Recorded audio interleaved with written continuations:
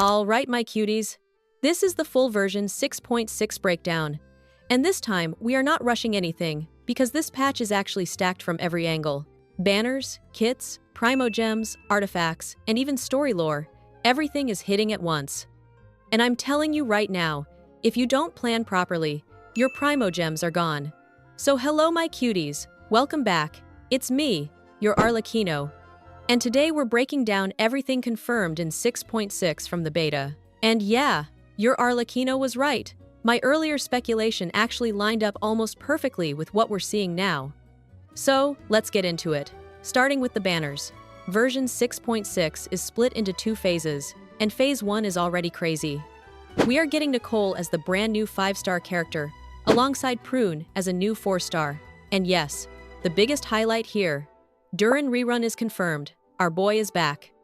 And all those Kinich reruns that were floating around earlier? Completely fake. I told you guys not to trust that, and now it's clear. So phase 1 is Nicole, Prune, and Duran.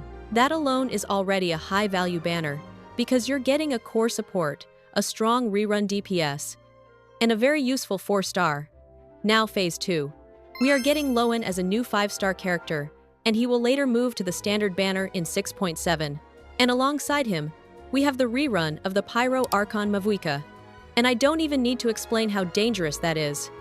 Archon reruns are always bait, and pairing that with a new 5-star is just Hoyoverse being evil. And yes, this is beta confirmed by reliable sources. So this is your real planning window now. Now let's talk about the characters, because this patch is introducing a full system. Nicole is a 5-star Pyro Catalyst, and she's basically the backbone of the Hexerai system. Her skill gives AoE Pyro damage, a shield scaling from her ATK, and a team-wide ATK buff. And when certain conditions are met, that buff upgrades and gives even more flat ATK. But the real value is her burst. Every time your active character hits an enemy, Nicole triggers a coordinated attack in that character's element. That means she's constantly adding extra damage on top of your main DPS. And in Hexerai teams, that extra damage scales even higher. And her C6, yeah, 40% def ignore for the whole team. That's just broken. Now Lowen. He is your main on-field cryo DPS. His entire kit revolves around a dual resource system, where he gains power from both his own attacks and his teammates' damage. The more your team contributes, the stronger his nukes become. This is not a lazy DPS. He actually rewards good team building and active gameplay. And at C6, he basically removes his own limitations and becomes a full hyper carry. Then we have Prune, a 4-star Anemo Catalyst, and honestly, she might be the hidden MVP. She enables constant swirl reactions, converts them into additional elemental damage, and gives team-wide damage buffs based on her ATK. And in Hexerai teams, she scales even harder. So when you combine all three, Nicole buffs and adds coordinated damage, Lowen carries on field, and Prune enables reactions and amplifies everything. This is one of the most synergistic systems we've seen in a long time. Now let's slow down and properly talk about primogems, because this is where most of you make mistakes.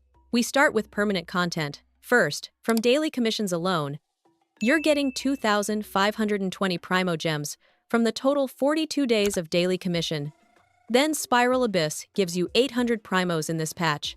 Imaginarium Theater gives 1,000 juicy primogems. The Stygian Onslaught gives 450 primos. That's already a solid base just from repeatable permanent content. And we haven't even covered the limited content yet. On top of that, you have Paimon Shop, which gives 5 Intertwined Fates, which is basically 5 pulls or 800 primogems directly. Then the Battle Pass free version gives around 680 primogems and some extra star glitter value. So, just from permanent sources, you're already building a decent amount of pulls before even touching events. Now let's move to limited content, which is only available in 6.6. Starting with the main story, it gives around 740 primogems plus 2 extra intertwined fates. Then the additional quests give around 140 small primos. That's fine. After that, the achievements give a small amount, 5 primogems. Yes, I'm not joking. Then there are livestream codes that give us an easy 300 primogems. After that, update compensation gives 600 just from updating the game. and other minor sources add around 265 more primos. Then we have events. The main event of 6.6 gives around 850 primo gems, and the other two events give 420 primos each. So when you combine all limited content, you're getting a strong chunk of primo gems just from playing the patch actively. Now after adding everything together, this is where we get the final numbers. F2P players, if you complete everything, can reach around 8,510 primogems in total, which converts to roughly 60 pulls. And if you're targeting Phase 1 specifically, you're looking at around 42 pulls before Phase 2 starts. Now Welkin players. Welkin adds 3,780 primogems on top. So your total goes up to around 12,290 primogems, which is about 83 pulls. And for Phase 1, you're getting around 53 pulls. That's actually a comfortable range for hitting Soft Pity, if you already have some saved. Now Welkin plus Battle Pass. With both combined, you reach around 12,970 primogems, which is about 92 pulls total, and around 56 pulls in Phase 1. Now here's the important part. The difference between F2P and Welkin is about 20 pulls, and Battle Pass only adds a few more on top. It's not a massive jump, but over multiple patches, it adds up a lot, so don't underestimate those extra pulls. Talking about Welkins, I'm doing a 15 Welkin Moon giveaway at 55k subscribers. We are so close, so hype the video and subscribe. Also hit quick sub if you play these games. God of Victory Nikki, Arknights Enfield, Genshin, Impact Backup, and NTE. Links in the description and comment section. Now let's talk about content and lore. We are getting a new dungeon in 6.6, likely a domain for the new artifact sets. And speaking of artifacts, we are getting two new sets. One of them boosts ATK and increases superconduct damage, while also giving crit rate when hitting affected enemies. That's clearly hinting toward future reaction-based meta shifts. The second set gives energy recharge and provides team-wide elemental damage bonuses after using skills, and under certain conditions, that buff becomes even stronger. Now the biggest lore drop. Pantalone is appearing in the 6.6 Archon quest as an NPC, and according to reliable info, Dotare's only ally is Pantalone. That is not a small detail. That means deeper Fatui connections are being revealed, and the story is moving towards something bigger. Now final thoughts. This patch is not simple. It's strategic. Phase 1 is extremely strong with Nicole and Durin. Phase 2 is dangerous with Mavuika. And on top of that, we have a completely new system being introduced. So, is it worth pulling?